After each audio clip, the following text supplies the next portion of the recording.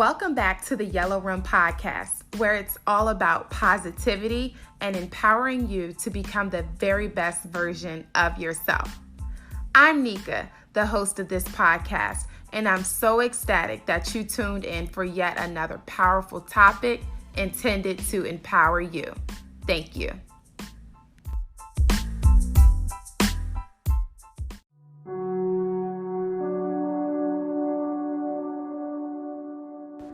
Before we get into today's episode, I want you all to hear from one of our fellow Yellow Room family members about how this podcast has been life-changing for her.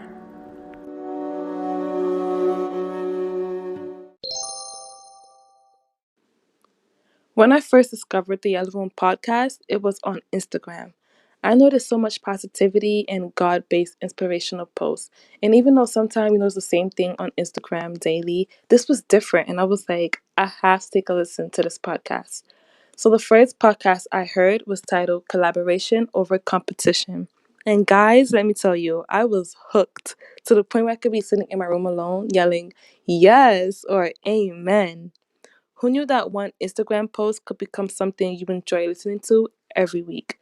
The Yellow Room podcast to me is all about empowering, inspiring, and motivating. And I truly admire that.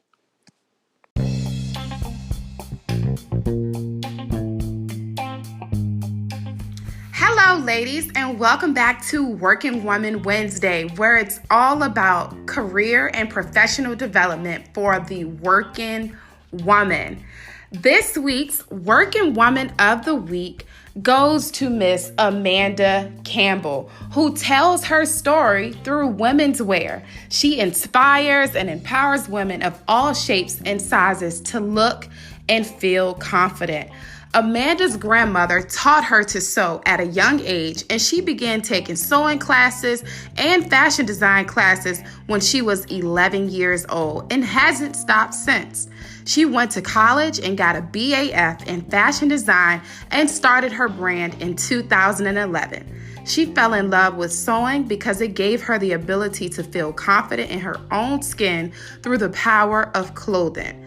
After struggling with an eating disorder, sewing and making clothing that fit her and made her feel beautiful felt like a superpower, and she wanted to share this superpower so that others could also feel the same.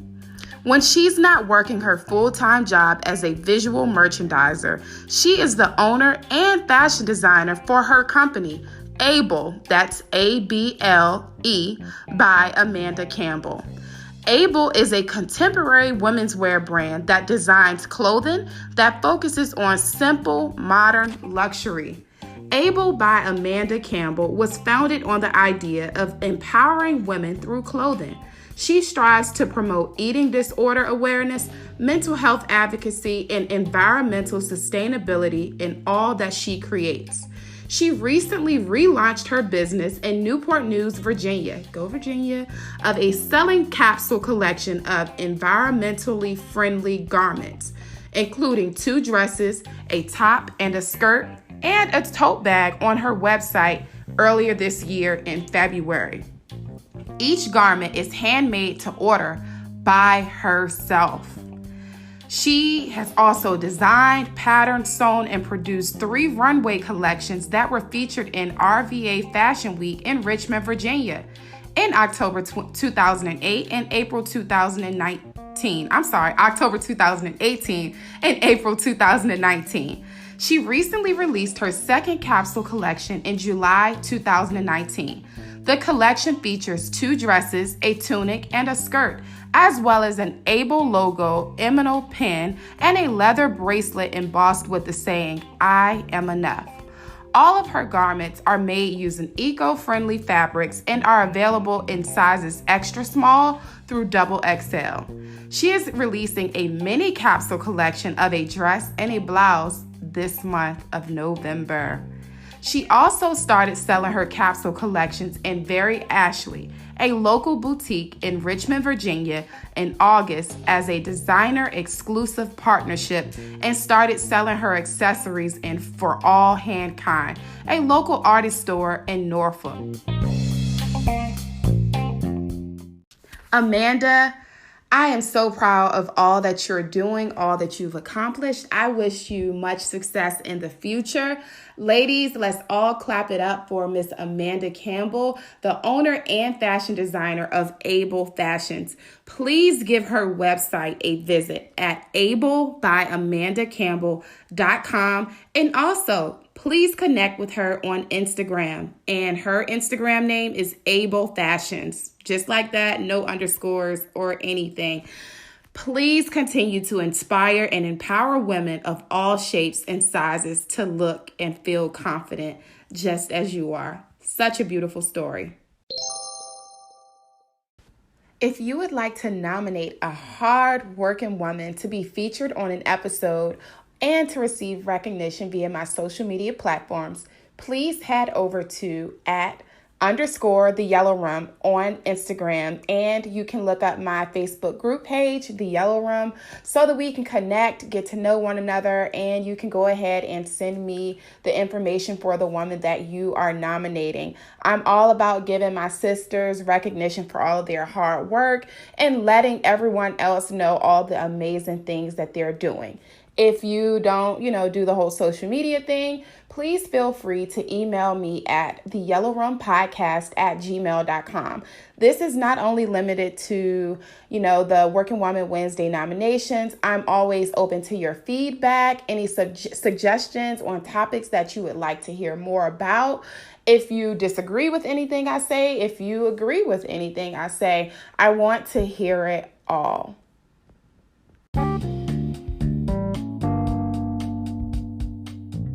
Hi, ladies.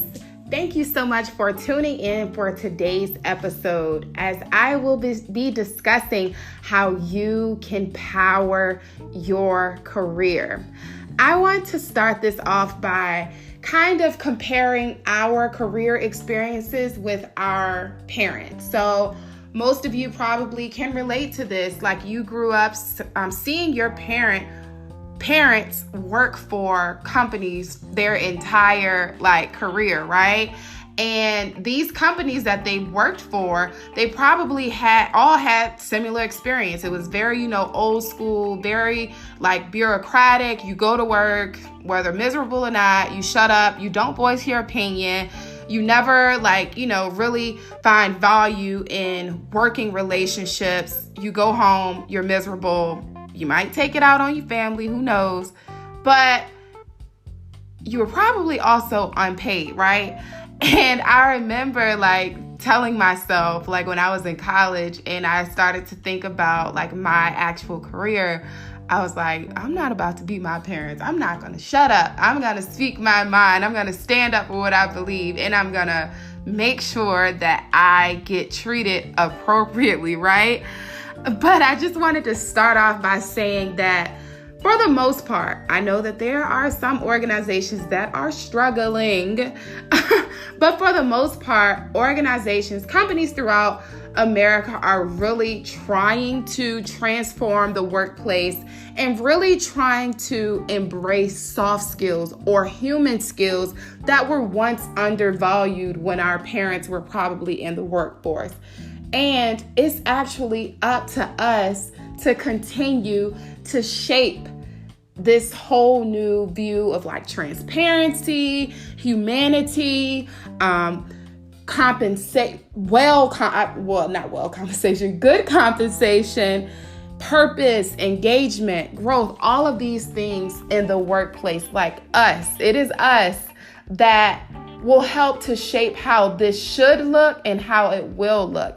And so I just want you all to take on a futuristic mindset of yourself and your workplace for the purpose of this episode, so that you can kind of go with me on this journey as I discuss how you can have some forward thinking so you can get some forward movement in your career. Let's talk about humanizing the workplace, right?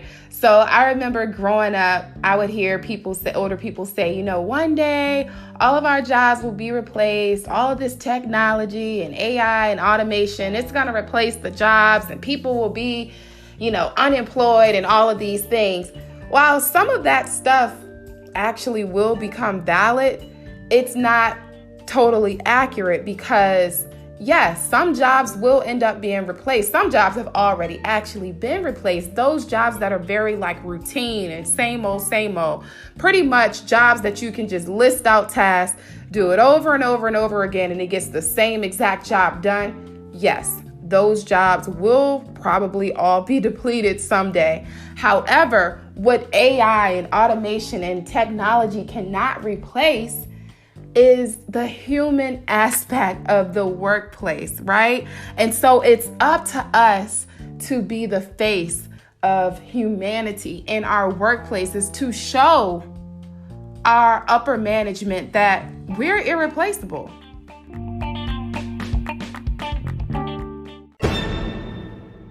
The first mindset that you need to take on in order to propel and power your career is to take on the mindset of being a perpetual learner, a lifelong learner. This is such a valuable skill, and essentially it's a concept to continually and independently, that's the key word, independently learn new concepts and skills to apply to your workplace. It takes a lot of your own willpower and determination in order to become a perpetual learner, a lifelong learner.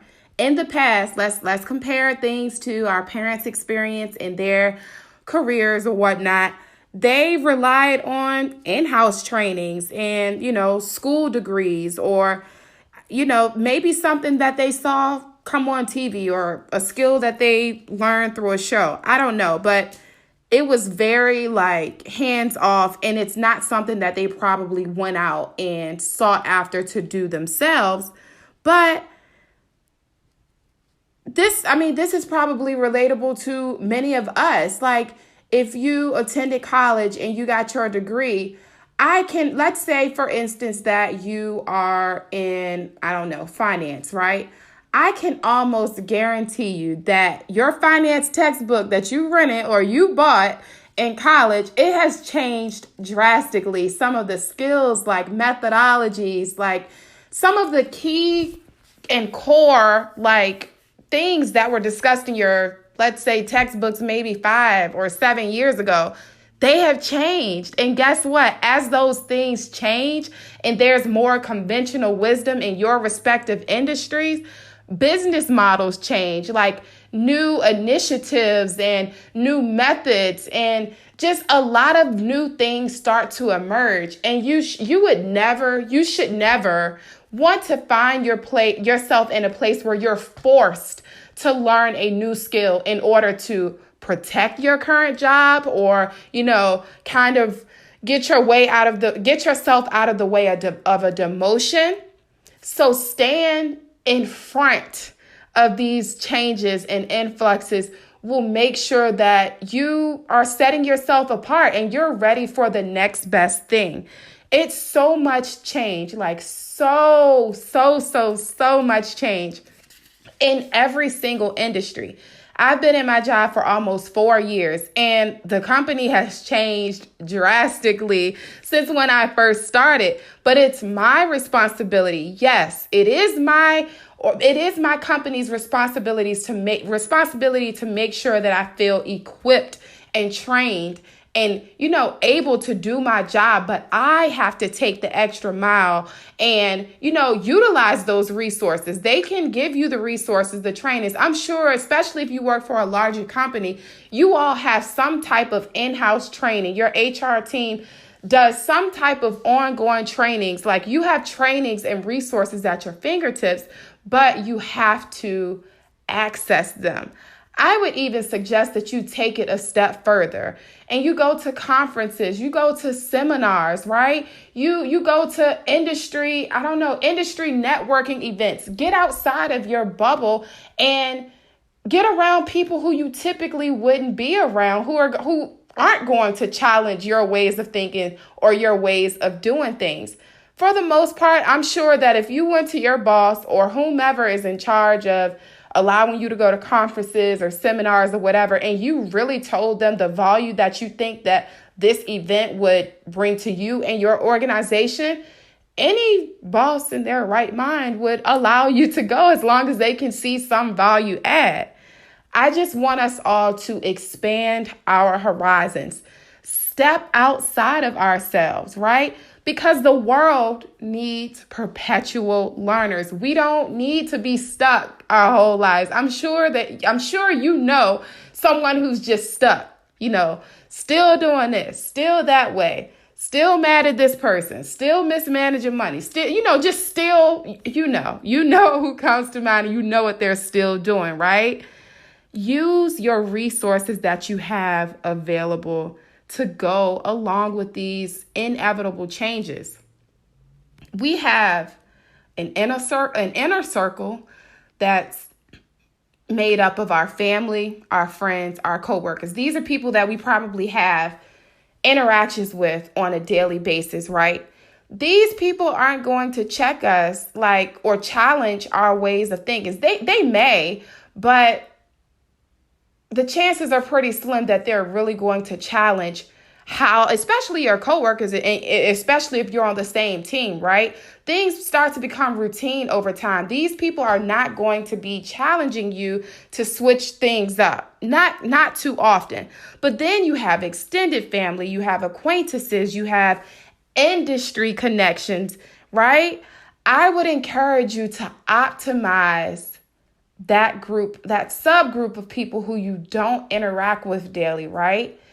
I know for me, I recently went to a conference it was a marketing industry conference, right? So while these were people who don't necessarily work in my field, I was able to, really carry on conversations about different strategies and things that they're doing and experiencing at their company. And it allowed me to look at things that were going on in my company from a different perspective, right? So I would really encourage you to get outside of your inner circle. I would call that your strong circle, right?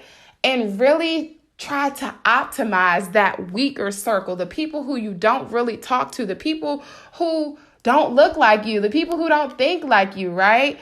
And really try to pick their brain and be delicate, have delicate, intelligent conversations, right? I think that oftentimes our society gets so caught up in being divided, because you vote that way, or because you practice this faith, because you do this thing, because you live on that side of the tracks. I can't talk to you. We can't network. We can't find common ground. That is false. Again, expand your horizons and be open to new things. The next mindset that we need to take on in order to set ourselves apart and really excel in our workplace is to take on the mindset of accountability, self-accountability. We have to, guys, this is imperative. We have to shape our own work experiences, right? And what I mean by that is that if you don't have a desire to speak up and share your frustrations, your pain points, and you're not willing to share what you care about, your values, you have no right. Let me repeat that. You have no right to complain about your company, your boss, your coworkers, any of that.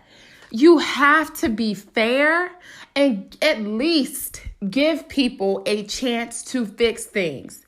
I'm going to repeat that. Give people a chance to fix things. This is coming from a person who had to learn this the hard way, right?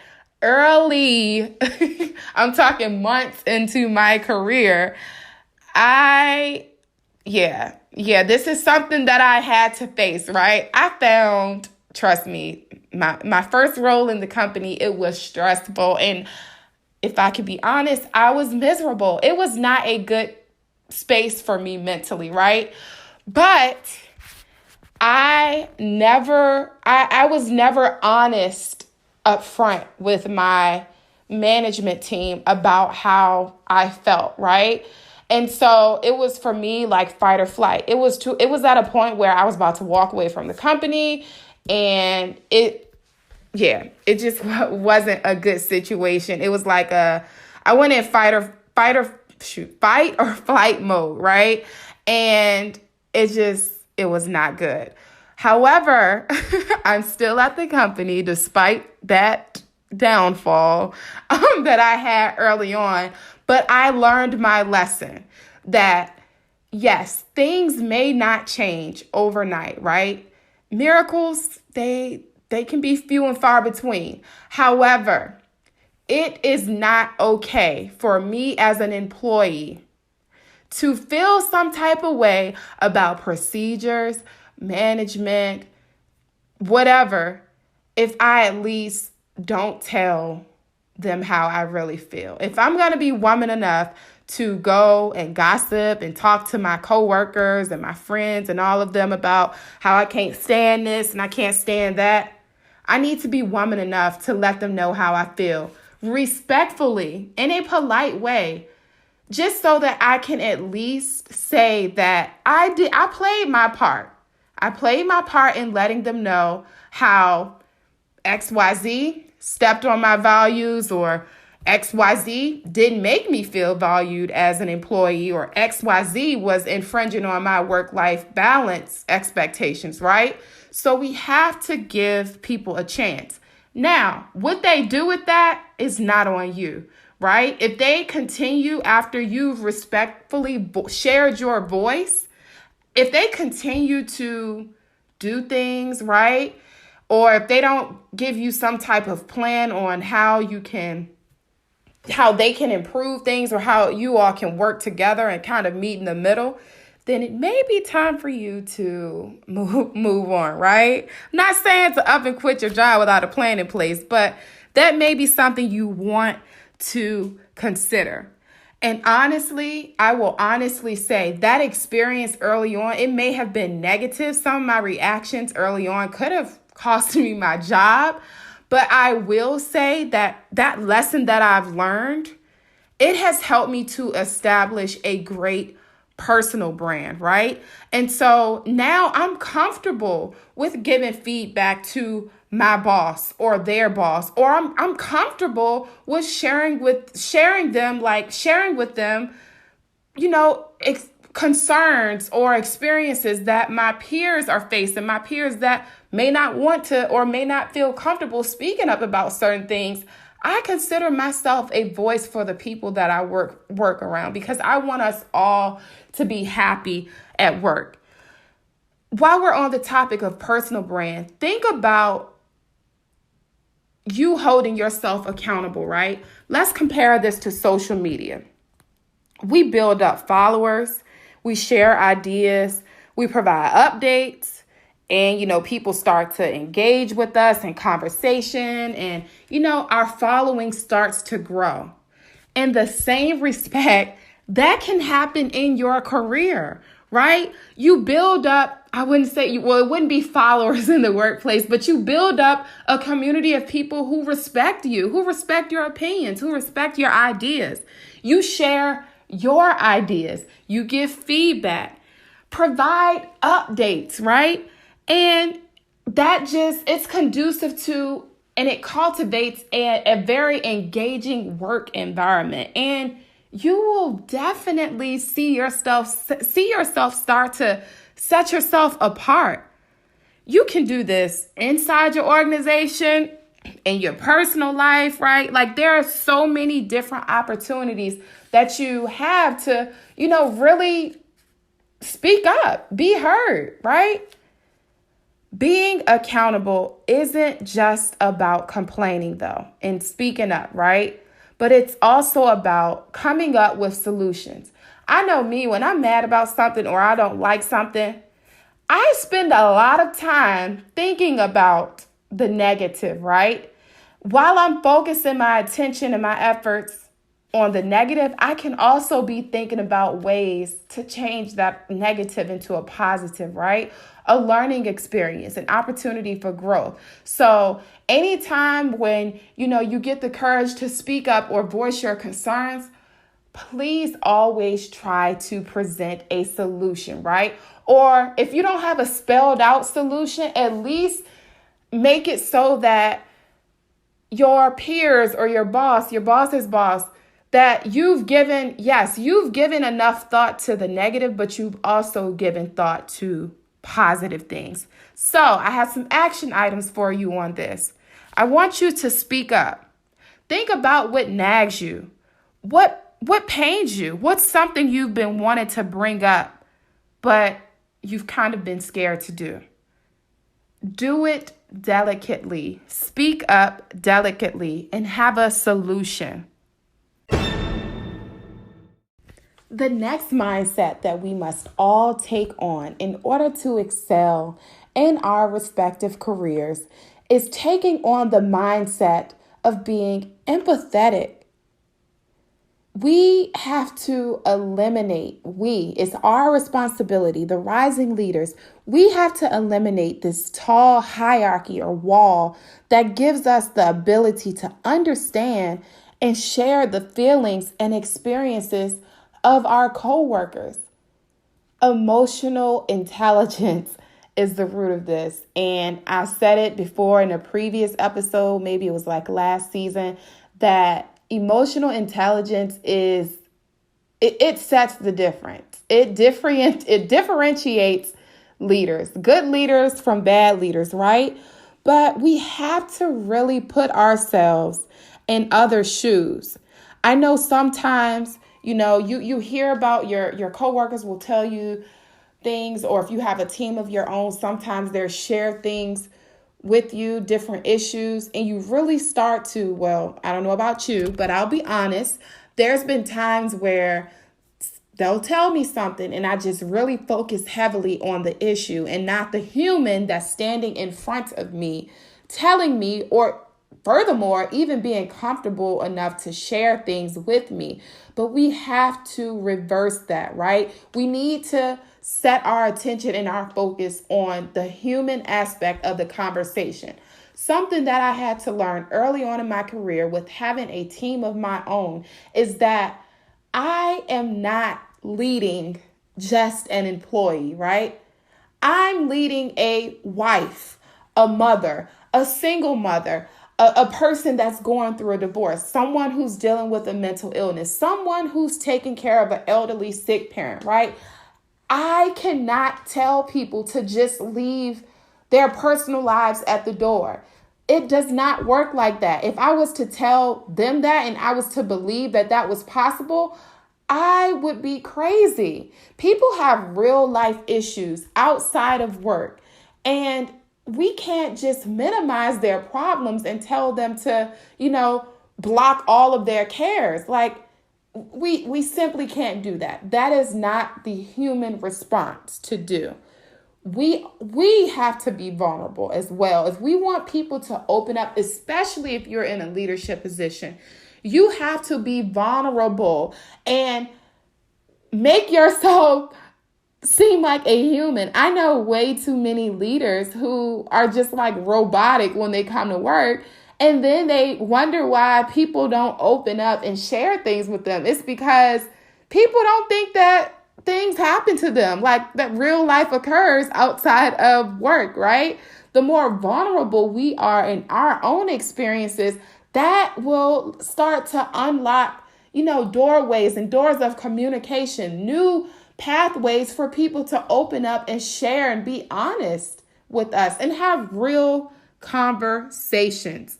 People will feel like they can be themselves, which will in turn make them, want to share ideas more often, be creative and innovative. And furthermore, this will help us to retain and attract the desired talents that we want in our workplace. I have some action items for you and for myself to become more empathetic in our workplace so that you can set yourself apart, right? The first thing is we have to learn to listen, absorb everything that person is sharing with you, and be grateful that they are even willing to share with you in the first place. The second thing is focus on the issue, not the person. We have to stop being so quick, and I'm talking to myself, to critique people's situation. That is not okay. We have to learn how to put ourselves in their shoes, take their stance, and this will allow us to have a more deeper and meaningful conversation and relationships with these people. Lastly, we have to learn how to tailor our communication to our audience and platform. And this goes hand in hand with emotional intelligence. If you don't know what that is, maybe I'll do another episode on that, but it's important. It is very important. And what I mean by tailoring communication, let me just go with a simple example. You know that there are certain things that you'll text someone. You know that there's certain things that you'll text someone that wouldn't fly in an email, right? You know that there are certain things that you would send in an email, but you wouldn't necessarily send through like Skype Business or things like that. And then you know there are just certain things that you will only say over a phone call. In the same regard, you have to be really aware of who you're talking to and what you're saying, right? I had to learn that early on in my career that, there's no cookie cutter, one size fits all communication plan. People interpret things very differently, right? And so we have to be mindful of who we're working with, their learning styles. That's a whole nother topic. Their learning styles, and bottom line, how they like to be talked to. Like some people, I've had people report to me that I don't want to say this, but I had to like baby talk them, right? That worked for them. And then I had other people, if I even tried to baby talk them, they probably would walk away, right? But bottom line, you have to know who you're working with and who's working for you in order to get through to people and really get everyone on one accord. I'll be right back after this message.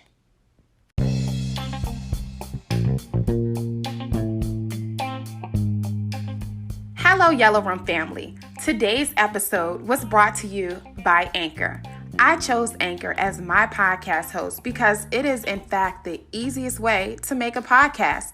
Anchor gives me everything I need in one place for free, which you can use right from your phone or computer. In fact, this episode was created and edited right from my mobile device. Anchor's creation tools allow me to record and edit my podcast on the go to make it sound great.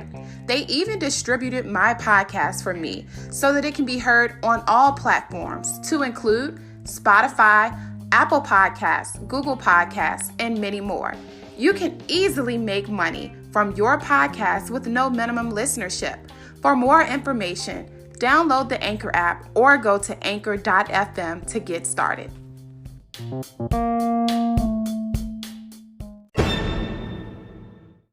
The next mindset that we must all take on is the mindset of being self-aware, of knowing our own strengths, our weaknesses, and our motivation.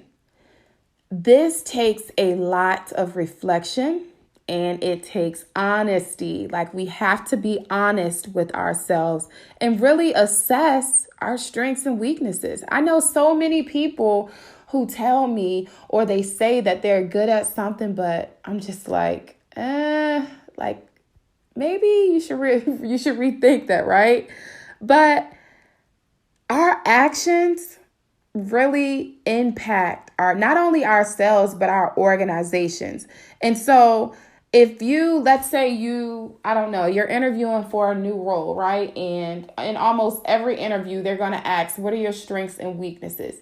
You really need to be honest, because if you lie, that lie is going to show up in your work, right? It's going to have some type of impact. And I just hope that it does not result in like termination or a demotion. But it really takes honesty, a certain level of honesty with yourself to tell yourself, hey, based on these job requirements and how my strengths and weaknesses are set up, this might not be the job for me, no matter how shiny of a coin it looks. Like, no, We have to lead ourselves in our strengths and ask for help in our areas of opportunities. If we're not self-aware, if we're not honest with ourselves, we're just simply doing and not thinking. This whole idea of being self-aware, it goes hand in hand with perpetual learning. If you are a self-aware individual, you will find it much easier to be committed to being a perpetual learner, because guess what? You know how you can maximize your strengths and you know how you can optimize your weaknesses. So let's say, for an example, that one of your weaknesses, let's say, is Excel, right? But you know that the next promotion in line for you in your respective job requires advanced Excel skills, right? So you know that, or your job just sent out a company-wide email that they're having some external people come in and do a day-long boot camp on advanced Excel skills, right? The perpetual learner is going to be all over top of that, because they know that in order to get this next promotion and be deserving of it and have the necessary skill set, they need to hone in on their Excel skills. The person who's just like, I'm going to wing it. They're like, I have other stuff going on. I don't want to sit in a all day long class. Like, they're not going to see the benefit in this self-investment. So in order to be a perpetual learner, you have to be self-aware and you have to be honest with yourself and what your weaknesses are, and really seeking out how you can improve in those areas that you're lacking in, or your skills aren't, they aren't there quite yet, that would result in, upward movement in your company.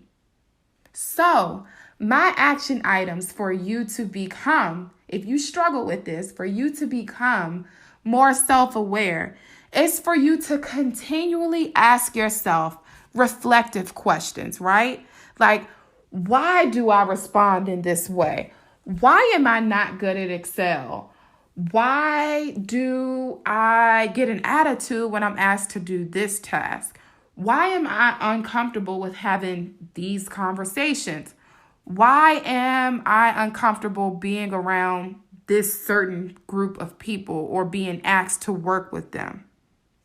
Next, we have to pause to reflect in uncomfortable situations, really understanding the root cause of our discomfort.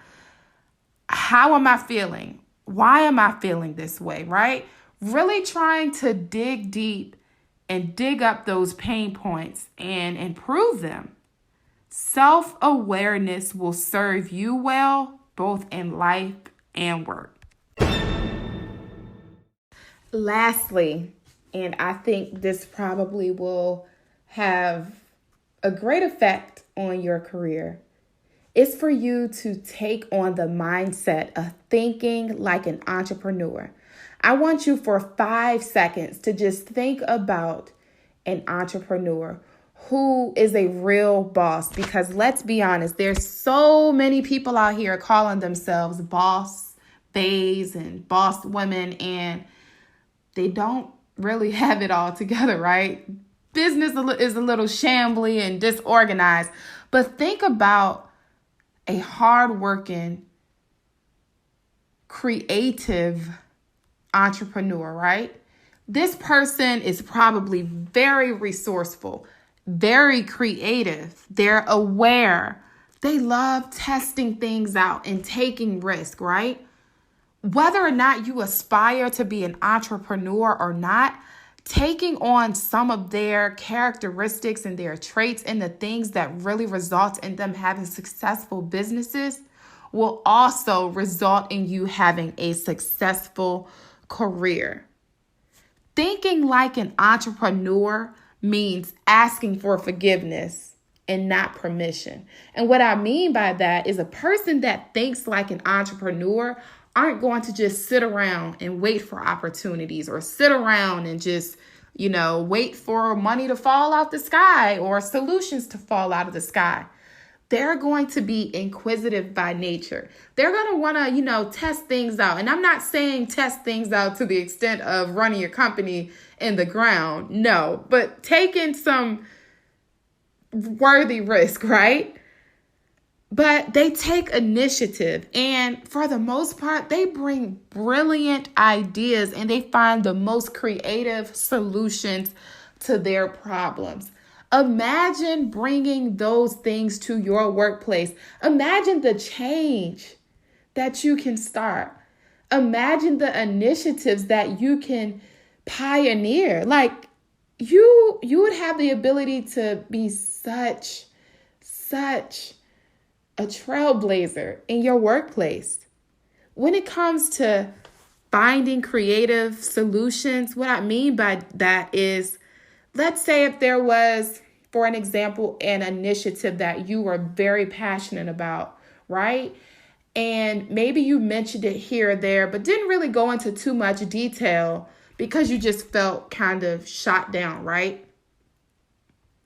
The person who takes on the mindset of an entrepreneur, they may be shot down temporarily, but they won't stay down.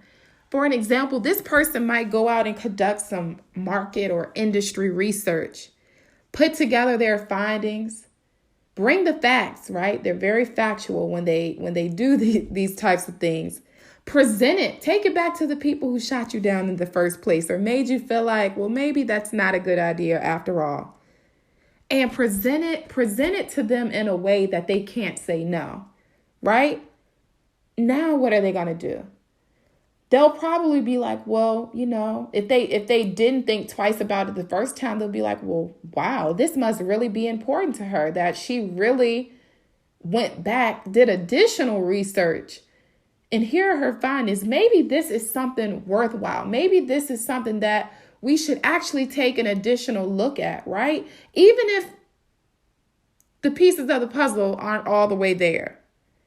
Think about a baby learning how to walk, right?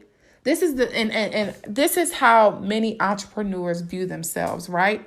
Think about a baby learning to walk. When they're learning to walk, they stumble, they fall a lot, right?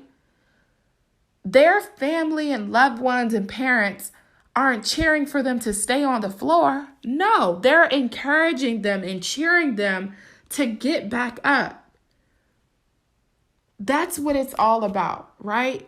I don't want your takeaway from this to be to encourage you to fail, like do silly things and encourage you to fail. But the greatest takeaway is for you to embrace failure. And what I mean by that is telling yourself, I tried, I failed, but I learned something from it. So I have some action items for you on how you can take on the mindset of an entrepreneur.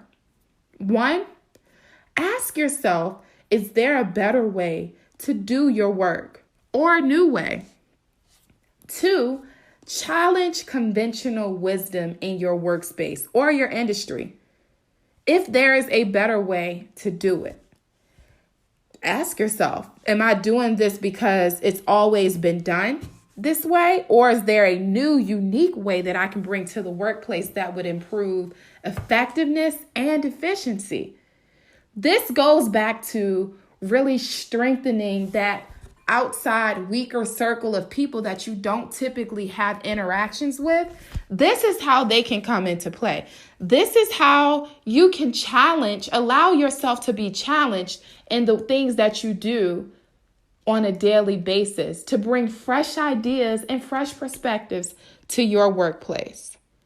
All in all, I hope that today's episode will help you to bring more humanity into your workplace so that when AI, technology, automation, when that's sweeping through your floor and may have a chance at replacing some positions within your company, your management team will know that you're irreplaceable because you bring humanity to your workplace.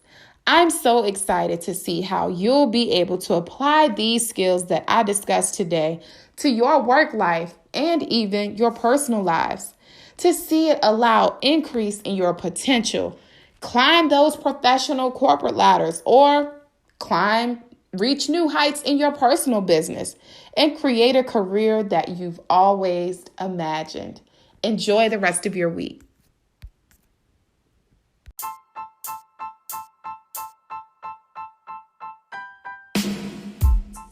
Thank you so much for tuning in for another episode. If you are new here, please consider subscribing on whatever platform you're listening in on today. Leave me a rating, leave me a review, comment, whatever you feel that you want to do.